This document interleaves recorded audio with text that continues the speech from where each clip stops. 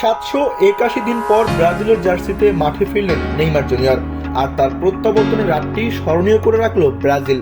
Vinicius জুনিয়রের জোড়া গোল ও Matthews কুনহার এক গোলে স্কটল্যান্ডকে ৩-০ ব্যবধানে হারিয়ে নকআউট পর্ব নিশ্চিত করেছে সেলেসাওয়ারা। মায়ামির হার্ড রক স্টেডিয়ামে শুরু থেকেই ম্যাচের নিয়ন্ত্রণ ছিল ব্রাজিলের হাতে। সপ্তম মিনিটে স্কট ম্যাককেনার গোলের সুযোগ কাজে লাগিয়ে গোলরক্ষক অ্যাঙ্গাস গুনকে কাটিয়ে প্রথম গোল করেন ভিনিসিয়াস।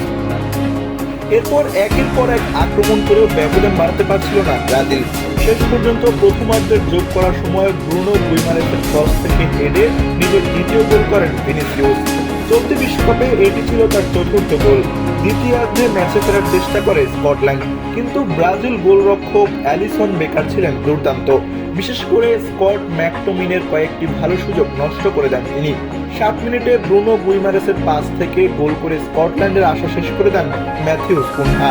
টুর্নামেন্টে এটি ছিল তার তৃতীয় গোল। এরপরও আরও কয়েকটি সুযোগ তৈরি করেছিল ব্রাজিল, তবে স্কোর লাইন আর বদলায়নি। ৩-০ গোলের জয় নিয়ে মাঠ ছাড়ে কার্লো আনচেলোত্তির দল। তবে ম্যাচের সবচেয়ে আবেগঘন মুহূর্ত ছিল নেইমারের প্রত্যাবর্তন। 2023 সালের 17 অক্টোবরের পর প্রথমবার জাতীয় দলের হয়ে খেললেন ব্রাজিলের সর্বোচ্চ গোলদাতা।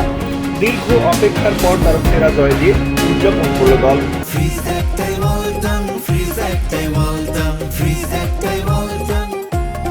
পরিসংখ্যানেও ছিল ব্রাজিলের আধিপত্য। 21টি শটের মধ্যে 8টি লক্ষ্যে রাখে তারা।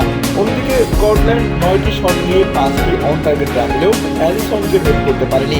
3 ম্যাচে 7 পয়েন্ট নিয়ে 3 গ্রুপের চ্যাম্পিয়ন হিসেবে নকআউটে উঠেছে ব্রাজিল। 3 পয়েন্ট নিয়ে তৃতীয় স্থানে থেকে বিশ্বকাপ শেষ করেছে স্কটল্যান্ড।